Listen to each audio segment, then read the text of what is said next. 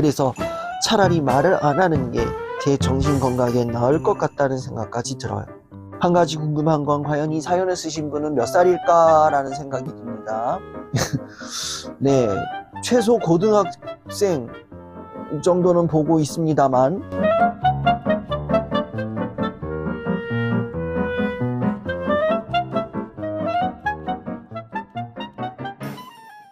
요즘 들어 엄마와의 대화가 너무 힘이 듭니다. 그냥 평범하게 한마디 건넸을 뿐인데 돌아오는 말은 잔소리를 넘어서 거의 협박처럼 느껴져요. 학원 끊고 내 마음대로 살아봐라. 하고 싶은 거 다 해. 그러다 망해봐야 정신 차리지. 이런 말들을 들을 때면 대화가 아니라 일방적인 통보 같아요. 무엇보다 힘든 건 제가 어떤 얘기를 꺼내도 반박할 틈이 없다는 거예요. 의견이 조금이라도 다르면 그 즉시 제 말은 틀린 게 되고 결국엔 제가 잘못했다며 고개 숙여야 끝이 납니다. 그리고 그렇게 한번 싸움이 끝났다고 해도 다음번 다툼이 생기면 꼭 예전 이야기를 다시 꺼내세요. 잊을만 하면 다시 꺼내고 꺼내서 또 상처 주고 솔직히 이제는 엄마와 말을 섞는 것 자체가 너무 버겁습니다. 말할수록 상처만 남고 결국엔 내가 문제인가 라는 생각이 머리에 남아요. 그래서 차라리 말을 안 하는 게 제 정신 건강에 나을 것 같다는 생각까지 들어요. 물론 엄마도 힘드신 거겠죠. 저만큼이나 속상하고 지칠 거예요. 그런데 아무리 그래도 서로가 서로를 이렇게 아프게 하면서 살아가는 게 맞는 걸까요? 한 가지 궁금한 건 과연 이 사연을 쓰신 분은 몇 살일까라는 생각이 듭니다. 네, 최소 고등학생 정도는 보고 있습니다만 말을 들어봤을 때는 그 이상일 것 같다라는 생각이 들어요. 말을 섞는 것 자체가 너무 버겁다. 차라리 말을 안 하는 게 내 정신 건강에 좋을 것 같다. 뭐 이런 얘기를 쓰는 거 보니 고등학생 그 이상이지 않을까라는 생각을 하게 됩니다. 제가 부모님이랑 지금 같이 살고 있고 그리고 제 여동생이 있어요. 제 여동생이랑 부모님이랑 저 그리고 외할아버지 이렇게 지금 5식구가 한 집에 살고 있는데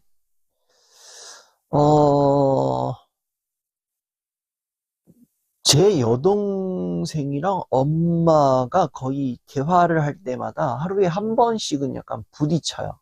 근데 이게 크지도 않고 작지도 않은 그냥 큰 소리가 약간 오고 갔던 때가 있었는데 그 하루는 이제 여동생이 저한테 이제 은연중에 와가지고 나는 엄마랑 대화하기 싫어 이런 얘기를 하는 거예요.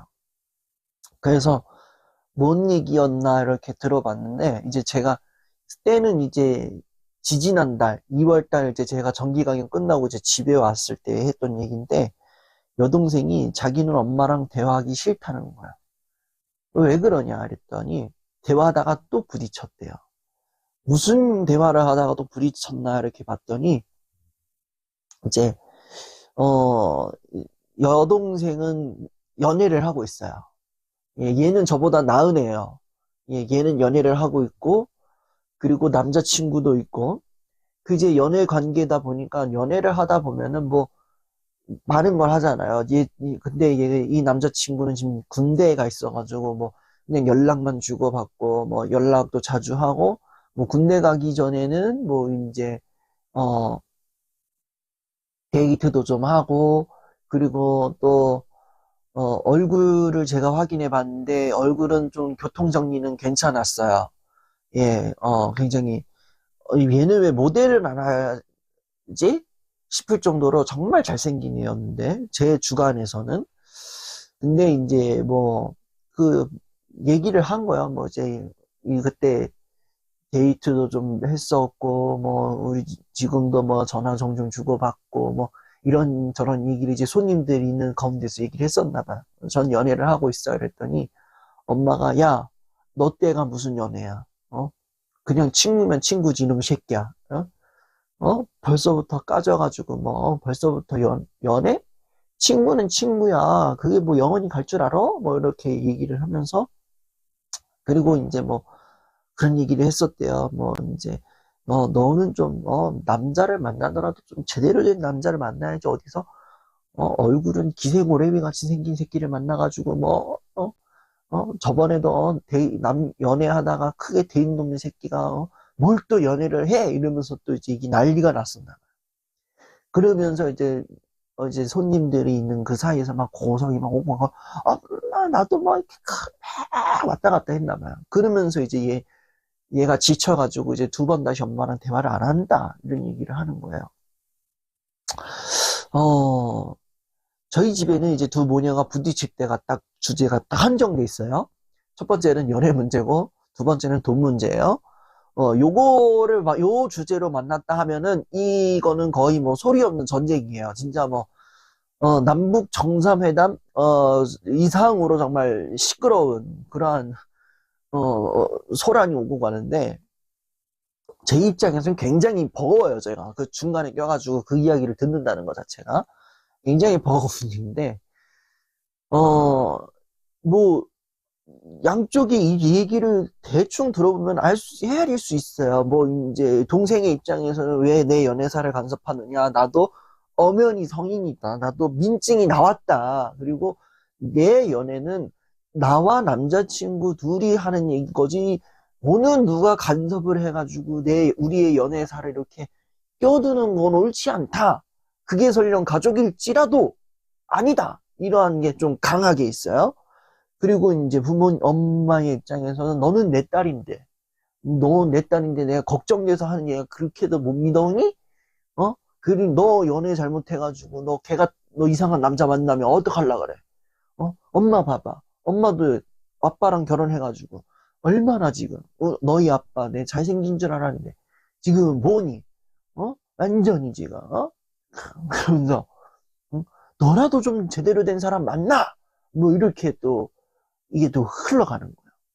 양쪽의 이야기를 들으면 또 맞는 거야. 나는 이제 어엿한 성인이고 독립된 매개체고 나도 나름대로의 자아가 있는 사람인데 왜 내 거기에 방해를 하느냐. 그리고 너는 내 딸인데 왜 내 말을 안 듣느냐. 이렇게 되는 거야. 그 이제 이 두 모녀의 대화가 이제 막 점점 파고디 가다가 나중에는 이제 동생은 나 엄마랑 대화 안 해! 이러고 있고 엄마는 그래 네 맘대로 연애해 너 맘대로 네 좋아하는 새끼 만나서 연애하고 그렇게 해가지고 망해봐야 정신 차리지 이 새끼 이러면서 이제 파국이 된 거야. 이런 식으로 난 거야. 이 이야기를 하면서 느끼는 이 사연을 보면서 우리 집만 이상한 집안이 아니었구나라는 것에 굉장히 큰 감사를 느끼고 있어요. 모든 집안들이 다 이러한 사연들을 갖고 있구나. 다 이상한 집안들이구나라는 거에 굉장히 크나큰 감사를 갖고 있습니다.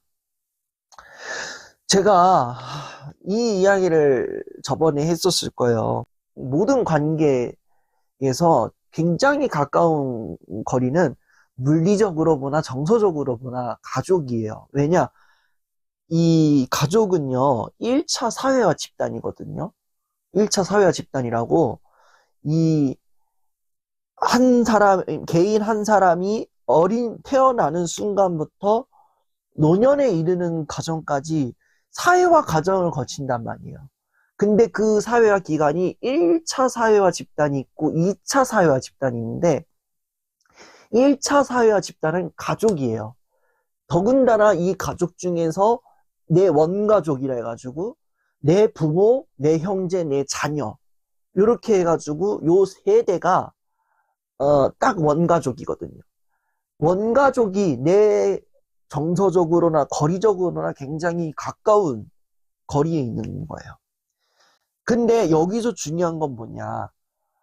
거리가 가깝다라고 해가지고, 모든 걸 다 아는 것도 아니고, 거리가 가깝다고 해서 이 사람이 내 사람이냐.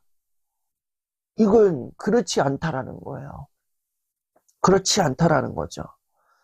내가 부모님과 아무리 정서적으로나 물리적으로나 가깝다고 할지라도 다 독립된 매개라는 거예요.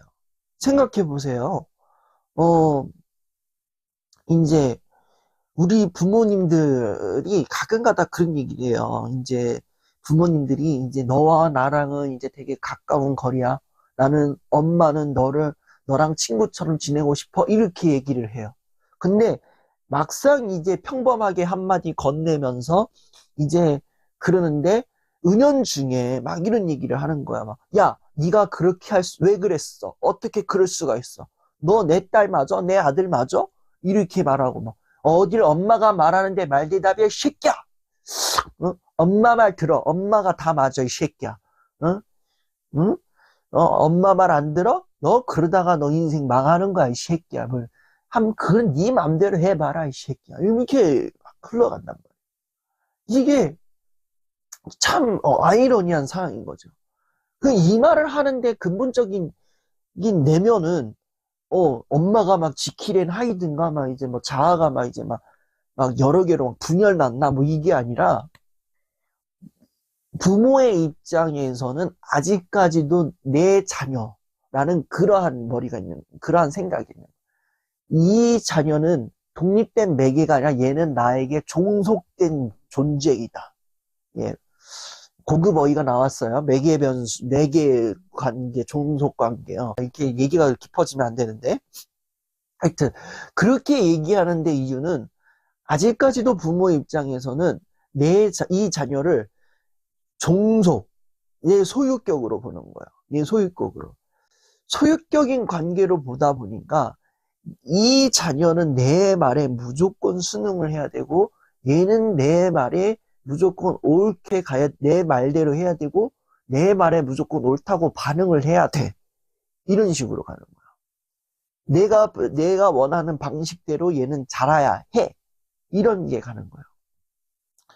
만약에 여러분들 그렇게 내 자녀가 내가 말하는 대로 성장하고 내가 말하는 대로 뭐 이렇게 했다면은 얼마나 좋겠어요. 근데 아이의 입장을 따져봤을 때, 자녀의 입장으로 따져봤을 때는 둘 중에 하나예요. 얼마나 숨이 답답하겠나. 예. 부모가 이렇게 압박을 가해가지고 권력과 위력을 가해가지고 이 아이의 숨통을 쪼였다 그러면은 얘는 결국에는 그 숨통 가운데서 그냥 얘는 순응하면서 살아가는 거야. 근데 내면에는 뭐가 있겠냐. 내면에는 굉장한 답답함과 억울함이 있겠죠. 그러한 상황 가운데 있는 자녀가 있어요. 선생님, 저기에는 이런 거 모르고 따를 텐데요. 둘 중에 하나예요. 이렇게 속 억울한데도 분하고 답답한데도 꾹 누르고 있거나, 그리고 아니면 얘가 그냥 진짜 덜 떨어진 놈일 수도 있어요. 그냥 너 이렇게 그럼 예 엄마 뭐 이렇게 하거나, 뭐 이른다 이 마마보이 기질, 마마걸 기질 뭐 이런 거가 있는 그런 거는 아닐 거란 말이에요. 그 대부분 다 이렇게 참고 있는 거겠죠. 그러면은 또 역으로 이렇게 했겠죠. 선생님, 왕수디 씨, 부모인 내 입장에서 나도 참고 삽니다. 나도 참고 살아요. 근데 내 새끼가 내 말을 뒤지게 안 듣는 거 어쩌라는 거야. 뭐 이러면서 이제 막 그러는 거겠죠. 그러면 또 뭐라 반박할 수 없어요. 이거는 뭐 자녀들도 노력을 해야 돼. 제가 하여튼 그래 일이 막 이제 벌어지는 거죠. 저는 늘 느끼는 거지만 이러한 상황들을 저도 저희 집에서도 겪고 제 주변에 이제 관계 속에서도 이런 거 보면은 참 그래요. 이게 늘 고민하고 있는 거는 부모와 자녀의 관계는 적당하게 멀어질 수는 없나. 이런 생각이 들어요. 그리고 결혼하고 나서도 여전히 타치당하는 경우들이 있대요. 예. 이제 결혼을 해가지고 사위를 모셨고 며느리를 모셨는데도 이제는 내 아들, 내 딸의 반경을 넘어서 내 배우자의 반경까지 침범을 하는 거예요. 그렇게 해가지고 고부 갈등 나는 집안들 많잖아요. 여러분 사랑과 전쟁 보면은 늘상 레파토리 똑같잖아요. 고부 갈등. 예. 이놈의 시월드 막 이러면서 이제 막 싸움 나잖아요. 뭐 하여튼 그렇게 가는 거예요. 어쩌다 보니까 이렇게까지 얘기가 나왔는데, 다시 이야기를 돌아간다면 저는 첫 번째로는 어 어머니도 이 자녀의 어 자존을 인정해주고 존중해줄 필요가 있다. 소유로 보는 게 아니라 얘를 하나의 독립된 변수라 그러는데 또 연구 방법 나오네. 하나의 독립된 존재로 인정해주고 봐줘라. 그리고 권력과 위력으로는 안 된다는 거예요. 지금 이 멘트들 딱 들어보면 굉장히 권위가 있다기보단 권위적이라고 느껴져요. 권력과 위력을 행사해가지고 그래 학원 끊고 네 맘대로 살아봐라. 하고 싶은 건 다 해. 그러다 망해봐야 정신 차리지. 엄마 말 안 들어? 엄마가 얼마나 정확한지 알아 몰라. 내가 너를 낳았는데 내가 널 모르겠어?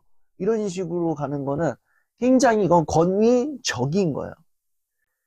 권위 있는 부모가 돼야 되잖아요. 권위 있는 부모.